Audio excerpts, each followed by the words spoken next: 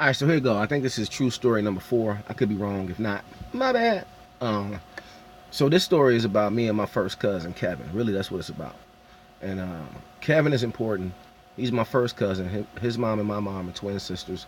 And besides my older sister, Asantha, you know, he was born before me, so they were cousins first. But this was my first cousin that I had, and we grew up like brothers because my mom were real close. They lived with each other at times.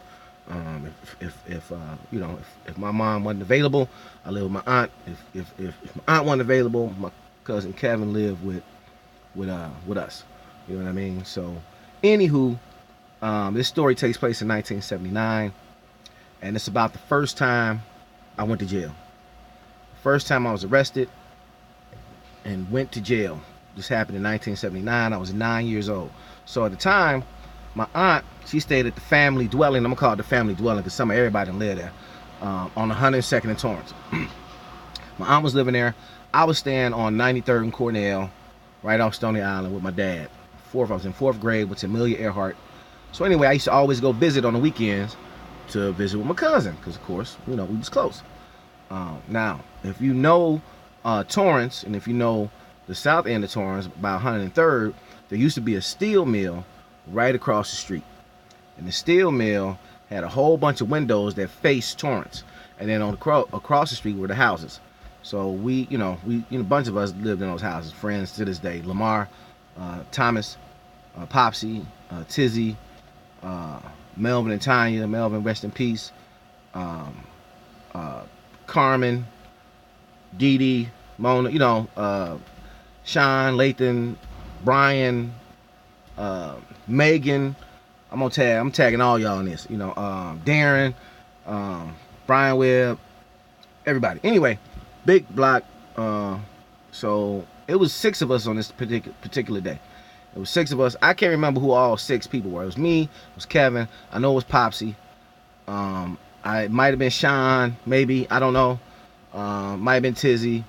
I'm not sure who all the players were involved, but it was definitely me, Kevin, and Popsy. So we used to like to throw shit across the street. So Torrance is pretty busy. We would throw rocks across the street, sticks, all that kind of stuff. So this particular day, we decide we used to do this from time to time before, but it's 6 of us. We all picking up rocks. I forgot the Millers. Deborah, Rodney, Mr. and Mrs. Miller. Hey. We picking up rocks from the Millers. They had like the little side piece of their house. They had rocks over there. We picking up rocks and we are throwing them and we busting windows out the steel mill. We are busting. And so at the time, I never really thought. I think when I was young, I thought nobody worked at that steel mill. Like it was like abandoned or whatever, empty. But it was really people working there. And now I think about it, they was at the machines and rocks was busting through the window and flying into their workplace, which is terrible.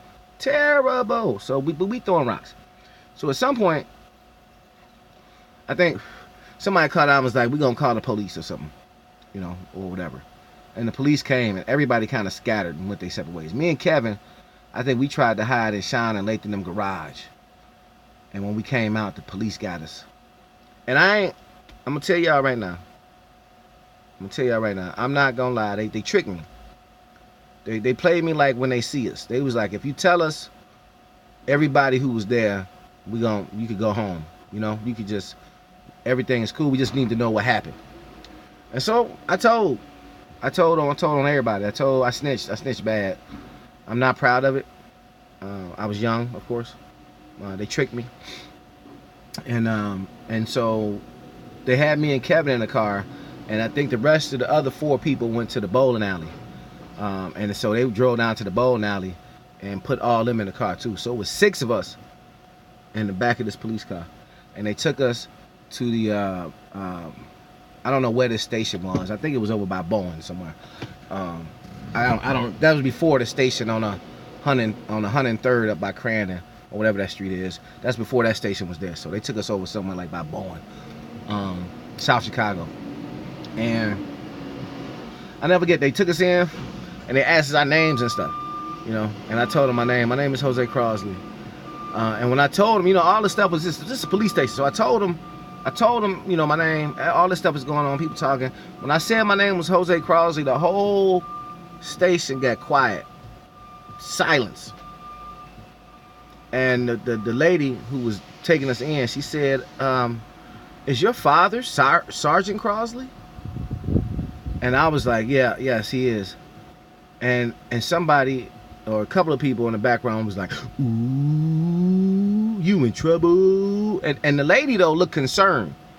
She looked concerned for me. She had a look of fear for me on her face about my father being Sergeant Crosley. So they put us in the cell. They put us in the cell, closed the cell, bling.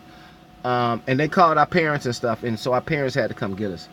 And I don't remember when my father came. I don't know if he was the last person to come or whatever. I don't remember nobody else being there. But I just remember it got quiet again. Now, if you don't know my father is the kind of person. My father was a cop's cop. Like, other cops was kind of afraid of my father. Like, and respected him immensely. You know what I'm saying?